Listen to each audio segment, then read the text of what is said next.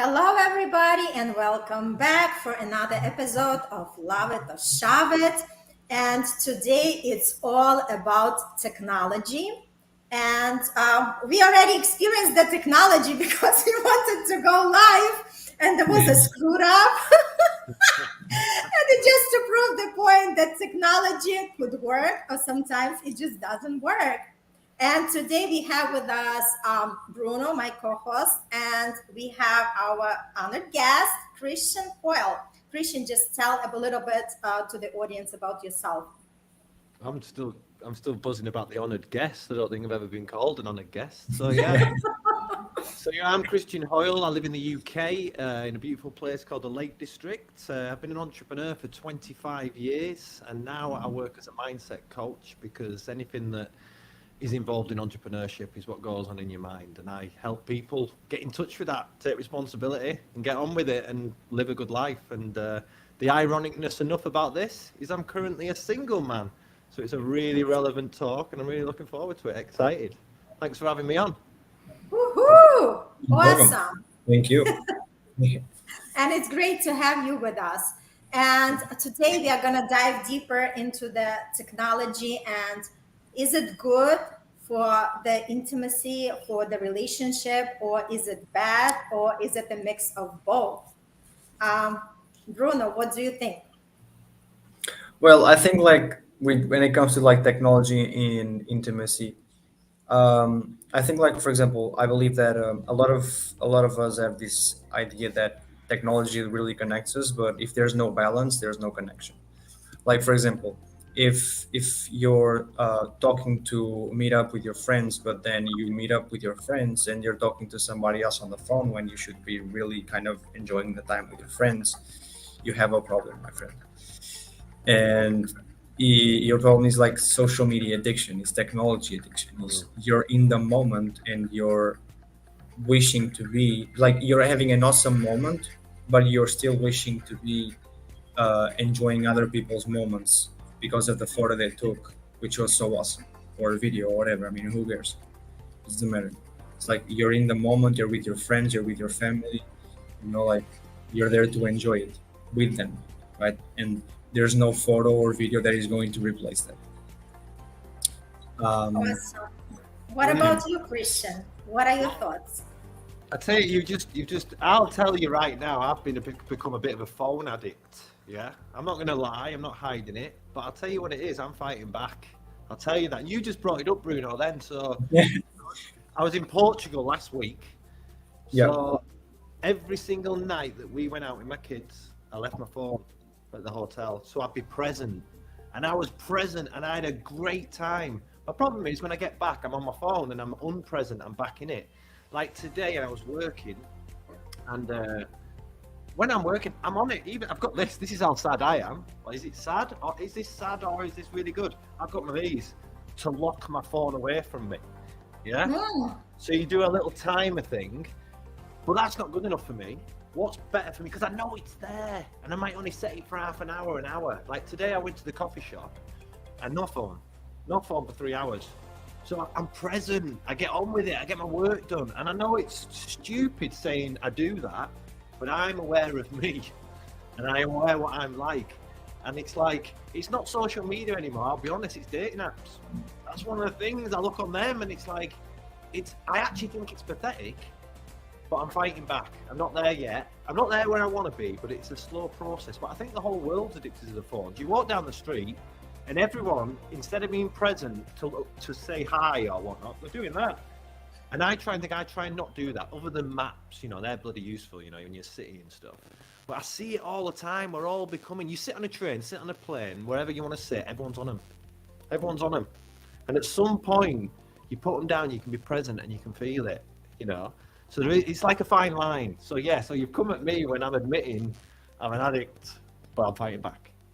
You know what? That's so cool that you're sharing, because what comes to me when you are telling about it, Christian, is I think we have more intimacy with our phones nowadays than with the real people. And it's just think about everybody, right? Where do you put your phone when you go to bed? And where do you find it first thing in the morning? Don't you feel like just grabbing that phone first thing you just open your eyes? Can I tell you, I have a rule for that. And this is so, it's about, life's about making little habits, yeah. My habit is I've never taken my phone to bed for about 8 years. I leave it right here, plugged into my computer, but I'll be honest, I look at it as soon as I get up. I was going through a stage of saying I will not look at it till I've been out and exercised and I come back. And do you know what? I'm making a deal with you now. Tomorrow morning when I wake up, I'm not going to look at it until I've gone and done my exercise, gone for a walk, gone for a run, and come back. So anyone else listening might want to take that deal on, because at some point we've got to start making some changes, and that's a healthy change. So I'll do it for you. So loving it, so loving it. It's all about mindfulness, right? Because rather than run to our phones and get, like with the social media or news, whoever likes what, it's good just to give ourselves 15-20 minutes just for ourselves. Whatever it is, meditation, maybe exercising, maybe, the shower, whatever puts you in the mood, sets you for the day, just to have these intentions, to have the most fabulous, the most happy day that we could possibly have. Bruno, what does come for you? Well, I had a big phone addiction. Like 2-3 years ago, I had a big phone addiction. Like on your phone, you can monitor. You can on definitions, you can monitor. Like the amount of hours you're on your phone. I think on a day, I used to be 16 hours on the phone on Instagram. Oh, wow. Just on Instagram, I'd be 16 hours there. That's half a day plus 4 hours. That's a lot. Wow. Because it was basically Instagram. That was it. Even when I was eating, even when I was minus in the gym. In the gym, I wasn't on my phone, but I'd get home, I'd be on my phone. Oh, boom, boom, boom. I was like, okay, I have a problem. I have a problem. So the first time I ever stopped, I stopped going on Instagram for 2 weeks, literally. Because I remember I used to have so many, the majority of the friends I used to talk to always on Instagram, and I didn't say nothing to anybody, I was like, fuck it, I'm just gonna ghost. I'm gonna ghost. So I didn't put nothing, no stories, no post, no nothing. And then the first 3-4 days, it was hard, and that's something that really was something that was on my mind. How is it hard? How is it hard to not be on your phone? And then I started thinking about it. It's when did we actually lose ourselves so much? How can something so small have control of something so big? This, even if it's not your body, it's your mind. It is weird. It's weird. It is. It's weird. It's weird saying that. It's almost like, imagine explaining it to an alien. You can't. You know what I mean?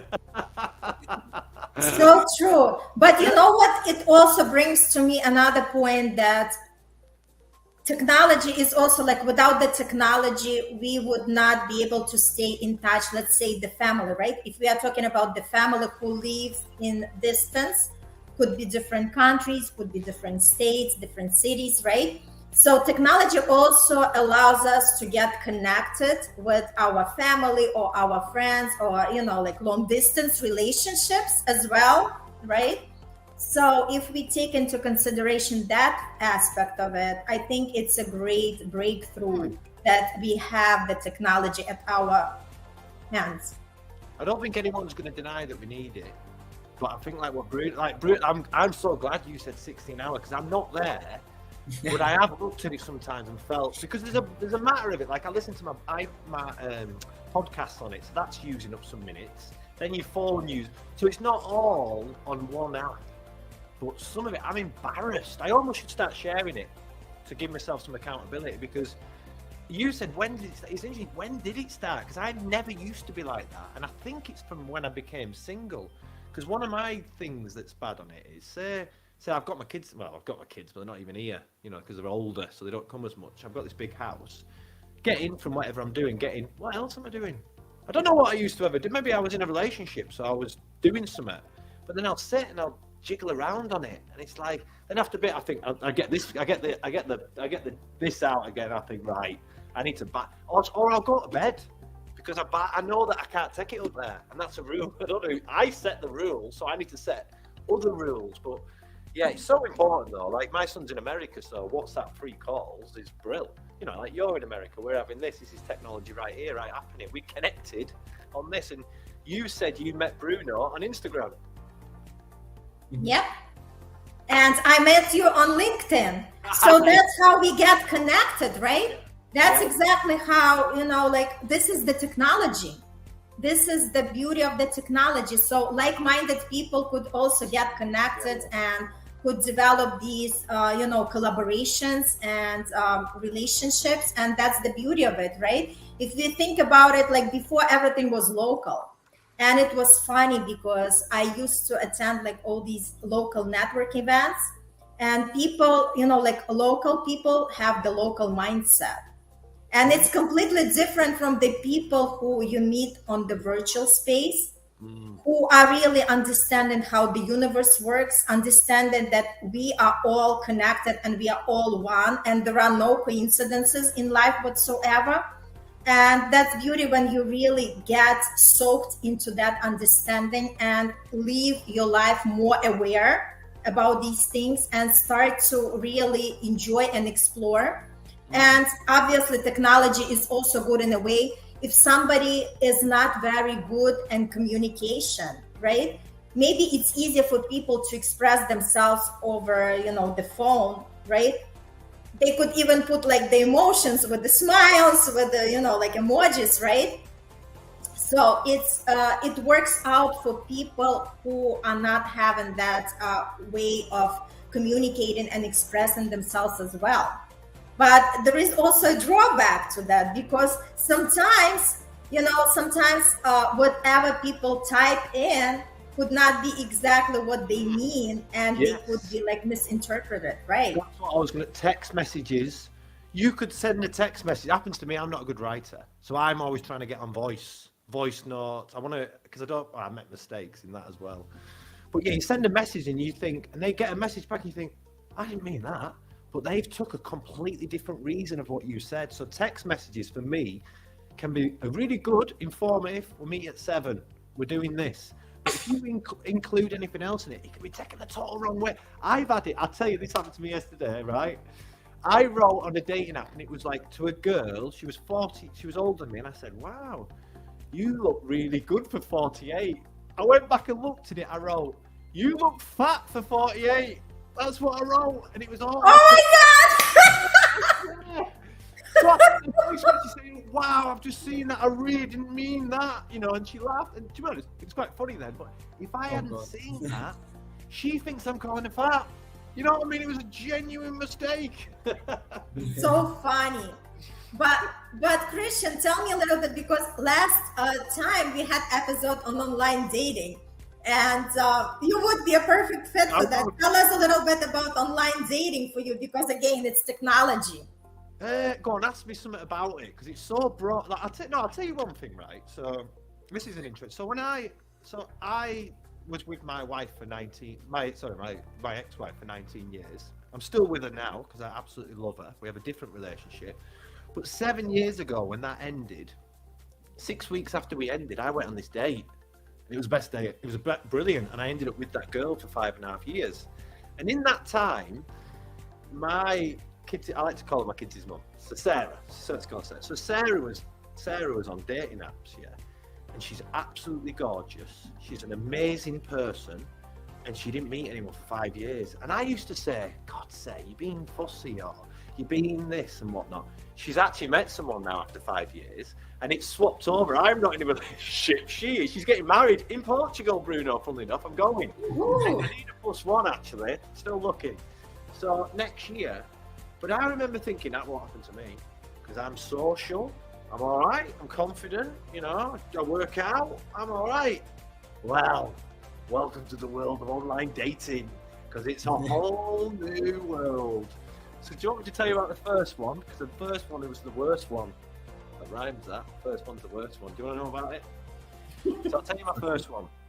So I'm a little bit like, your relationship ends. I was a little bit heartbroken. I would call it desperate. That's one word of doing it, because you can come across really desperate. And this wasn't about that, but I was in that stage where my mind was all over the place. So I said to my son, I'm coming out to Manchester to stay with you. I don't want to go out. I'm a bit sad. And he was like, of course, Dad. She's so great just saying that. So I went there. We're playing golf, and I'm walking along, and I've gone on a dating app. Shouldn't have, too early. Bing! This message comes up. It's off a girl. She's like, I'm having a barbecue. You should come straight off. And I look at her and I think, oh, she's quite nice. And I'm all about, I'm a yes man. Like, I don't think opportunities come, like you say, they're not coincidental. When an opportunity comes, I will say yes. Even if I don't want to do it, sometimes I'll say yes, because I want to, how do I know what it's going to be like until I do it? And if I keep going what I think, I'll only ever live the world what I think, and I have to have different stuff. So I'm on the phone to her. I'm on the phone because I'm checking her out, and she seems all right. And as I get on the phone, I get to the train station, and I go, oh, God, my train's been delayed by 2 hours, and instead of it being an hour, it's 2 hours, so I'm going to be 4 hours home. And she went, well, I'm going to put my arm down now. So she said, she went, there's a train going to my house in 5 minutes off platform 10. And I was stood in this big queue, and I thought, life's a bit sad at the minute. I've got to take opportunities, because remember, my first date last time was the best date I've ever been on. I had this explosive, amazing time. I thought, here we go. Got on the train, went to see her. I got there, and then it began. As soon as I got there, I said, get us somewhere to eat. Oh, she got us somewhere to eat, all right. It was the most expensive place where she lives. She drinks 2 bottles of wine at the meal. I've never drank 2 bottles of wine at the meal. She drinks it. And she says to me, she contradicts something about me. She says, oh, whatever you just said, that doesn't mean that. And the word was ideology. I used it, and I use it a lot with work, and I said, no, out of all words, I'm not going to, it's all right. That was the first sign that this person was a nut job. But I'm now, also, I'm in the middle of nowhere. I'm now, I cannot get home. I'm in a no transport link. So that's the first thing. Next minute, she rolls my top up, and I've not even got any fat. And she goes like this on my belly. What's this? And I'm thinking, I've just met her. She's criticizing me. She's saying I'm fat, and I'm not. So I'm like, I'm vulnerable as hell at this time. I am vulnerable. Of course. And I'm like, all right, we go back to her house. She lives. Oh, first, the bill for the meal was 210 quid, which is about $250. So that's not my train cost. That's the first cost. So the first date is the most expensive meal I've had. Get to her house. This is the best bit. We get into this house. She's got a really nice house. We walk in the house, and we walk into the kitchen, and she turns the stereo on full chat, really loud, like a nightclub. Picks up his hairbrush and starts singing to a song that's blaring away. I think to myself, she's only going to do that for one song. Does it the whole night. She's in the kitchen singing into a hairbrush, and at points I'm leaning thinking, is this happening? Is this happening? And I'm going through, my relationship's just ended, and now I'm here with this nutcase, and I have to stay the night, and I genuinely thought, what's she going to do to me while I'm asleep? And and then coincidentally, the next morning the universe spoke, and something amazing happened. I rang someone, and they went, this is mad.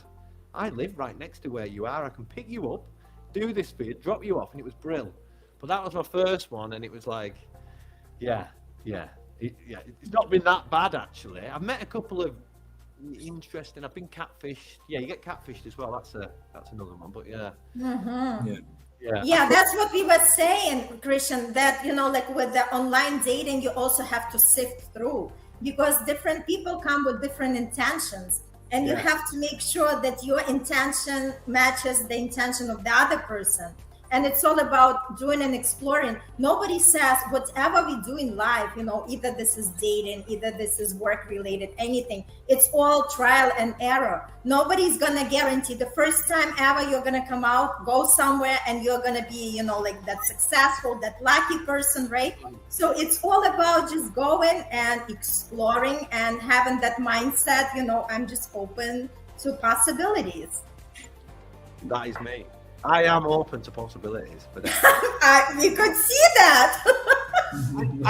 and because I can manage my mind and my mood and myself, if something bad happens, it doesn't control me or define me. I just think, wow, that was a mad one. And then I move on.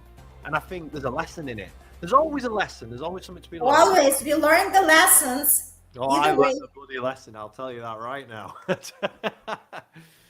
Yeah, I've had loads of other ones. I've had another one.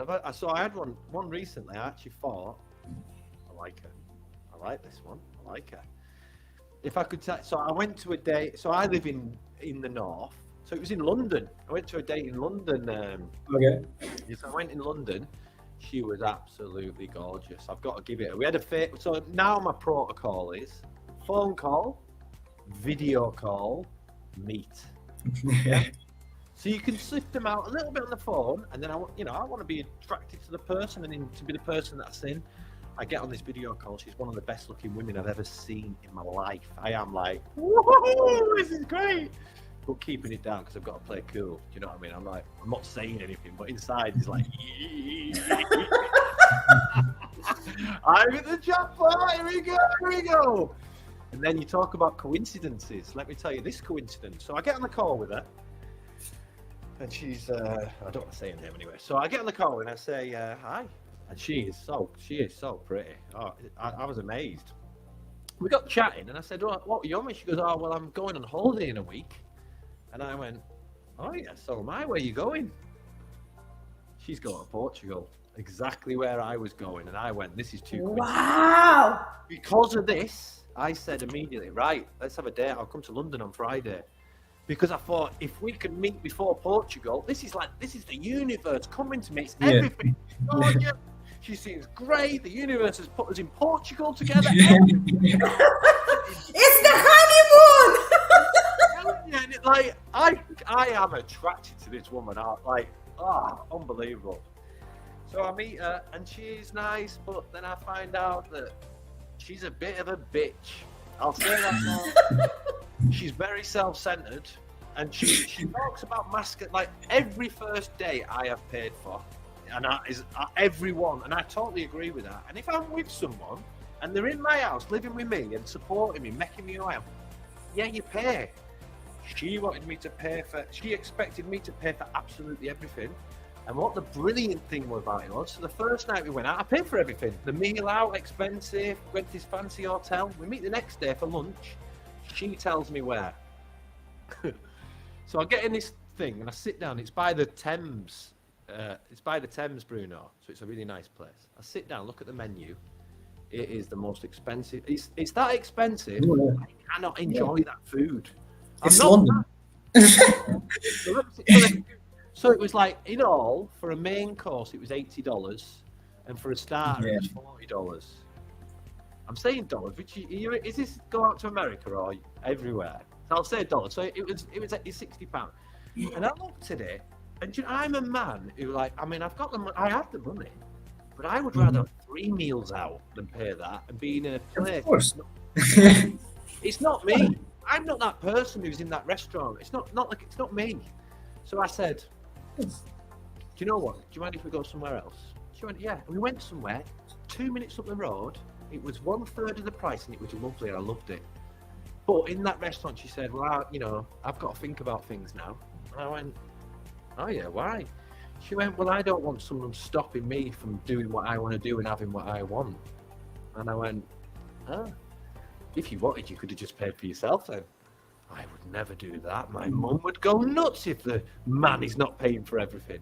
And I found that what she called masculine energy was basically her absorbing herself, that she believed that she deserved everything. And when you get into a relationship, it's a coupling. You do things together, and it's seen that all what she wanted was what was best for her. That was a most recent one, actually. That was It was I learned a lot, and we had 4 great dates, so I enjoyed her company when I was with her, and she could be nice, but she was just too self-centered. And I think life's about giving and receiving. Christian, but don't you enjoy the technology side of that? Because if you didn't have that online app, right? By the way, which app are you using? Share it with the audience. because we were talking about it, and it's like, obviously everybody has to see what fits for them. But that app was Bumble. So I'm using Bumble. What's good about Bumble is, if where I live, there's no one here. I live in a population of 30,000 people, but how many of them are my age and around that? And there's limited choice. When you go to London, your dating app goes, it's like, wow, look at these people. So that's Bumble. I use Hinge. Bumble and Hinge are the best for me. And then I do have Tinder, but it's not really me. But I have it, I don't know why. Maybe because of my phone addiction, I think I've got to cover all areas, but it's not really me, Tinder. I'd say if I was going to recommend it, it'd be Bumble and Hinge, without a doubt. And I'm not going to criticise them, because what I'm going to tell you is, where the hell else am I going to meet anyone? Like, we're living in a world now where you're not allowed to, like, in the gym, you can't talk to a woman in the gym. What? I talk to everyone everywhere, but then you have to think about how you are in certain situations, and society is robbing you, especially in the UK. There's a big thing about it at the minute about, I never would want to make a woman feel uncomfortable, but how the hell do I approach you without, a random call, a random something? But so I think dating apps, the nature of the beast, they can be horrible, but they're brilliant as well. That's how hell would I connect with a beautiful woman in London, or, I'm connected. I'm on a call later on tonight with someone else, and it's like, I actually like meeting people. I quite like it. That's awesome. But how about, Bruno, can you share your opinion in terms of the emotional dependency on technology? What are your thoughts on that? I think when it comes to emotional dependency, for me, it's not really the technology, it's what moves you to go there. Because obviously the feelings that you have to move you there is because you expect something good to come out of it. Because if you expected something bad to come out of it, then you wouldn't go. Maybe it's to kill your boredom, maybe it's to get a bunch of likes, followers, and shares, and you think you're you feel good about it, you release your dopamine, you feel the satisfaction, you feel important. Oh, people are liking you. No. Everybody does something. Every single person in the world, no matter who you are, where you come from, your age, your background, your culture, your ethnicity, everybody does things expecting that those things are going to be the best for them, even if they're not. Right? For me, the solution that I found for killing my phone addiction was to understand why I was always going to the phone, and that's because I was bored. I had nothing to do, so I felt something to do, and suddenly, in the space of 1 month, my hours decreased from 16 hours a day on a phone to 5 or 6. Because now I was doing something else, right? What? So what did you change it to, Bruno? So I changed it to so obviously I continued exercising, but for example, I started reading more. I still was on my phone, but I wasn't on social media. I was watching documentaries. Okay. So I was like, okay, fine. I don't have much to do, but with the time that I have, I'm gonna be occupied and productive. Because that's another thing that I understood is I can be occupied, but I'm not being productive. So I'm occupied, but I'm wasting my time, right? So I'm going to be occupied and productive, which means I'm not wasting my time. I'm actually being quite useful with it, And that's the thing, time doesn't come back. And that's something that at 22, I'm blessed to kind of understand, which is whether if it comes to being on your phone in restaurant tables, or being on your phone with your friends or whatever, or even doing something useful with your time. Yeah, I agree.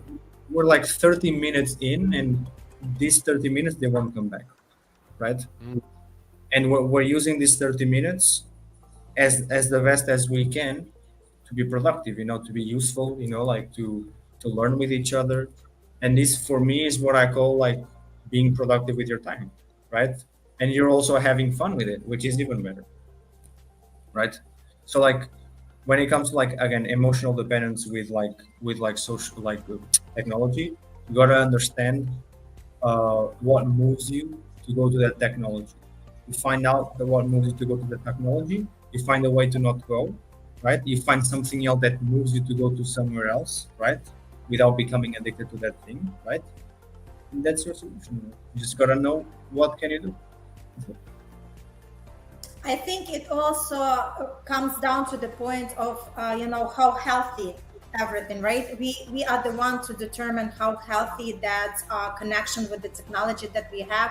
If we are the ones not to limit the time that we are spending on online, and on top of it, if let's talk about social media a little bit, like why people are so hooked up with the social media, like why they're enjoying everybody else's life, why they do not live their own life, right? And another aspect of it, like looking at the relationships, a lot of time, let's talk about how real all these people online, right? Yeah.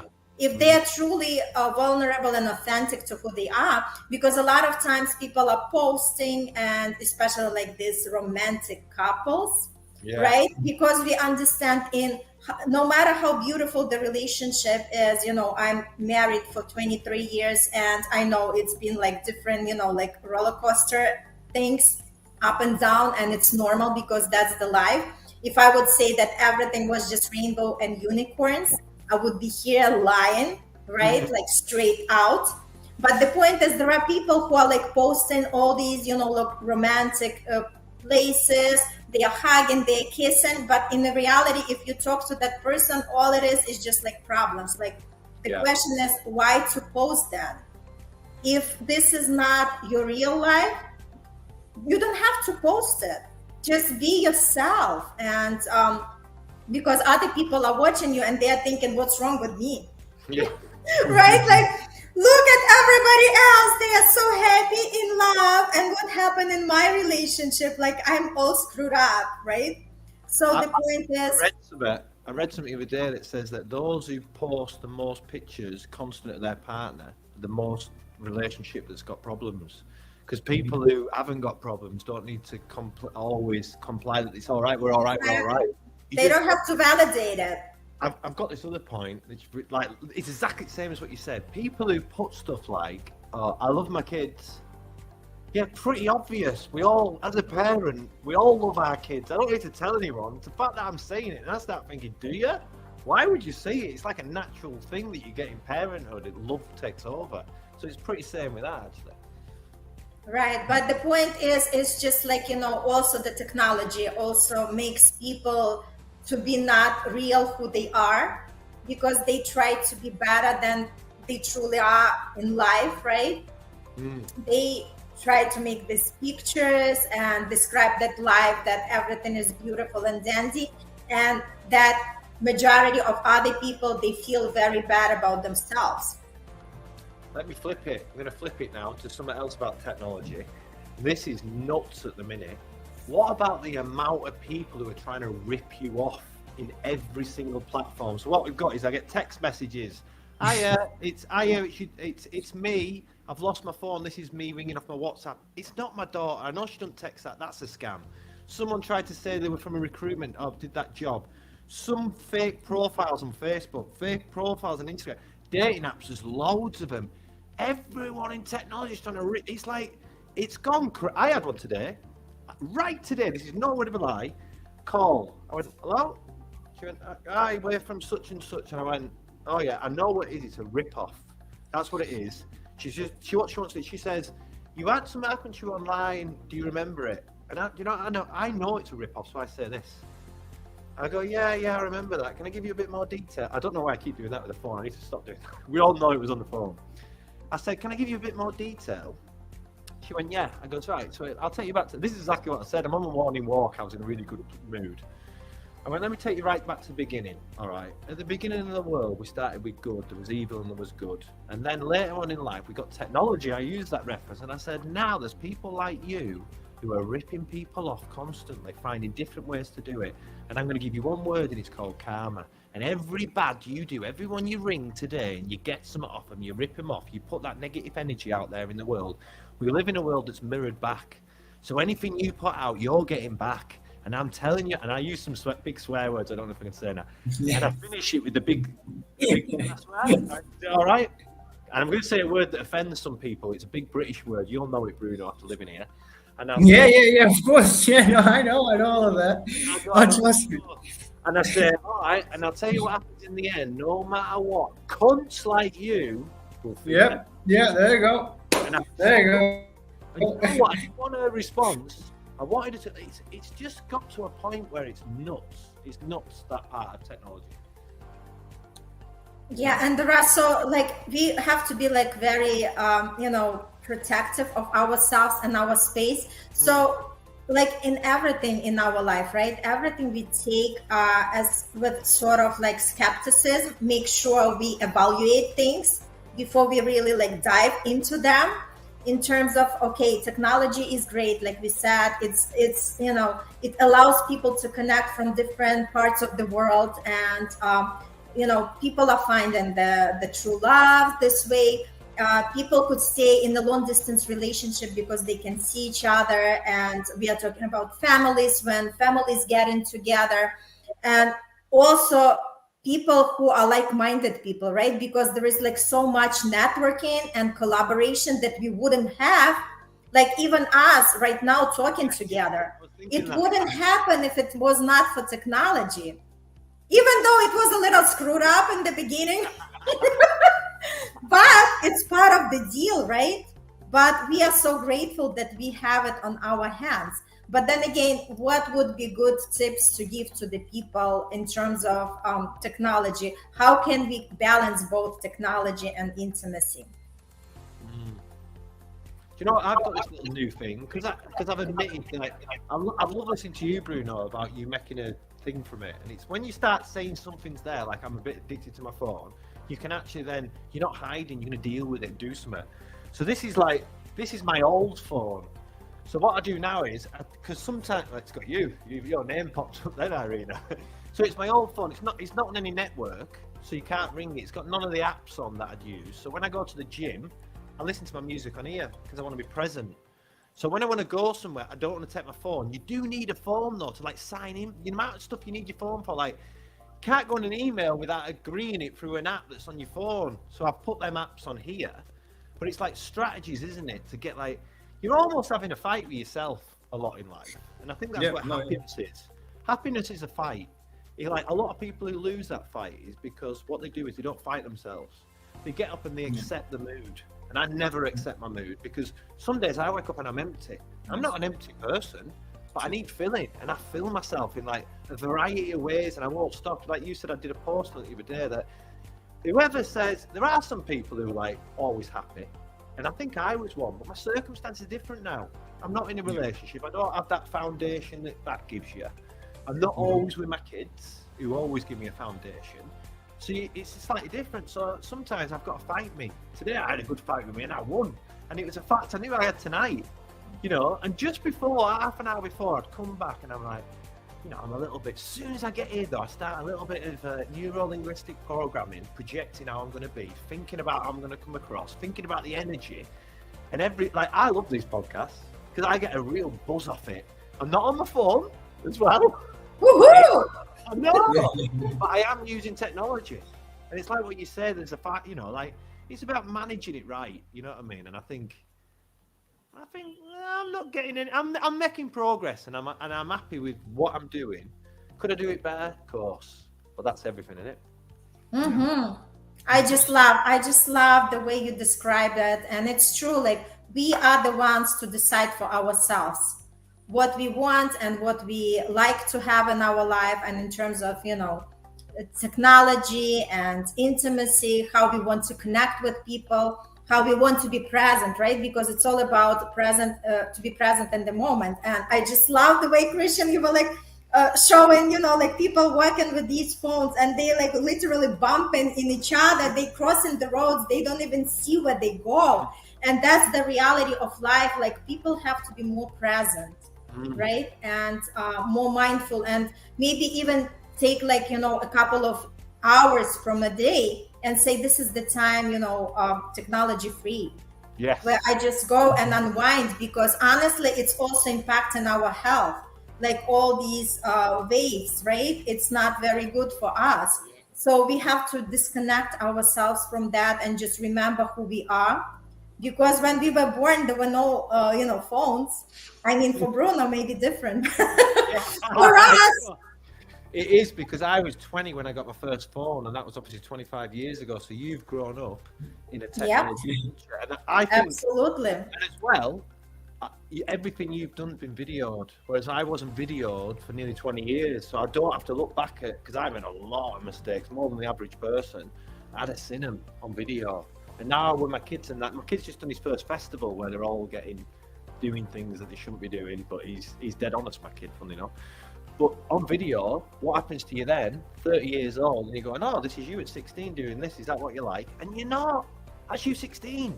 But that video traps you. You know what I mean? Is there any Yeah, videos so of you beautiful. out there, Bruno? Any videos out there that we don't want to see? But I think what's important is to do like this digital detox. Like we could just set aside, the time just for ourselves, being either in the nature or just, like be with your family, with somebody, with the loved ones, and be like completely present and be there for each other. And also what's important is prioritize our real life connections, right? Don't forget that technology is great, but we are not robots. We are still human beings, having our emotions, having our feelings. And it's so important to be connected on all the levels. And I guess we just use the technology as to leverage what's best for ourselves. So we have to be grateful for it, as we were talking about it. But at the same token, don't forget about to be a real person, right? To really connect with the people, to be who we truly are. Any other comments to wrap it up, Bruno? They say that we're becoming a cyborg, and it's technically true. Everyone's going on about future things. You're going to have a chip in your arm, and you're going to do stuff. But what's the difference with what we're doing like that? Isn't that a cyborg? Because we're always in this other reality. We're not in the real. And when we get it and put it down and just go, this is life. Not This that. is life. Sorry, Bruno, I interrupted then. Sorry, mate. No, man, no worries, no sir. I mean, any final thoughts? Well, well, that's really about it, isn't it? Obviously, social media connects you, but if you're not careful, it will disconnect you from the people that really care about you. Apart from all the other people that you think they care about you because of the likes they give you, but in reality, they don't care. Yeah. Yeah, it's a nice photo, whatever, but it's like it's quite funny because even the idea of why I'm going to give you a like does not connect with why the receiver that did receive the like thinks the sender gave it, right? Because the people who start liking the photos, right, they have this subconscious idea that people actually care, right? But the people are not actually staying looking at your photos. They're just like, this one, it's just non-stop action where there's so many things distracting you, right? Yeah. You're in a platform made specifically for distractions, right? And then the post is not even the post. I don't even the pinnacle of it. The pinnacle is the video, the reels, right? Of TikToks. Because that's where you spend hours. You spend hours just boom, boom. For example, in the motivation niche, Yeah. right, or in the financial niche. Listen, my phone is just sales. My Instagram reels are just sales, copywriting, gym. So I'm going to ask you this then, because I find out of it all, the reels is the best because it fits with what you want. Sometimes it makes me laugh, and that's a great emotion. And it informs me, it motivates me. So I find reels is a lot better than scrolling the crap that people put. I think the reels is informative, and there's I've got this mad thing, right? If I'm scrolling before bed, and I swear, I genuinely mean this happens, every night before I go to bed, I've not been laughing, and then there'll be a reel come and I'll laugh out loud hugely, and I'll go to bed after laughing. And that's most nights. And is that an algorithm? Is that Oh my gosh. coincidence? Do you know that humor actually brings your vibration up? it's like one of the best way to shift your energy and elevate your vibration. So yeah, so for anybody who's listening, I'm like very known for that. If there is something screwed up, like any situation, rather than getting upset, I start laughing about it. Yes. I just, come up with all these, like interesting facts, like how did I get into that shit? And then I just like, like making laugh about myself. And this is exactly like, why would I have to cry about it? Let me just elevate my mood and let me stay in that energetic state that I enjoy. Can I add another point of what you were saying, Bruno, before? Yeah. About the likes. So it's an opposite of the bad ones. What you find as well is, so on your socials, you end up picking up some new people. It might be you two. It might be you two, and it might only be for 3 months. We might only connect for 3 months, or it might be 3 years, or whatever it is. But some people you've known all your life aren't that bothered. But people you've only just met care more about you in that moment because they're being present, living with you, they're feeling your identity and your energy. And they can care more about you and genuinely write. You put a story up and they write something to you. They don't just like it. They write, yeah, I've been watching that. It's really inspiring me. And that hits you in a really good way. So there's that other side, what you say. But sometimes I don't even know this person. I've never met him in person. And they write the most beautiful things to me and I appreciate it. And sometimes, you know what? It lifts me. I might be having one of them, I'm empty, I'm dead. Where's it coming from? And then, bing! God, I watched one of your videos the other day. It really inspired me and it changed the way. Oh my God, I'm floating. Yes, it's so beautiful when we do inspire each other, and like people have to hear more good things than bad things, because it's bad enough everybody is like self-sabotaging themselves and criticizing and like looking at all the faults. But it's great when we have somebody who says a great things about us, and it's uplifting us and it motivates us and it makes us to do more great things, Yes. which is Yes. very, very important. All right. So on that note, Bruno, did you have to say anything before we wrap it up? No, I did say it. And also, Yeah, so Christian. it was a great episode, great timing, and I'm sure there is a lot for the audience to laugh and connect, and somebody might recognize themselves in that story. But yes, if you would like to be guest on our show, contact and come over, have fun. It's all about just being yourself and share your stories, because your story could be somebody else's story. Thank you so much. And Christian, thanks for being on our show, and have a beautiful, beautiful day.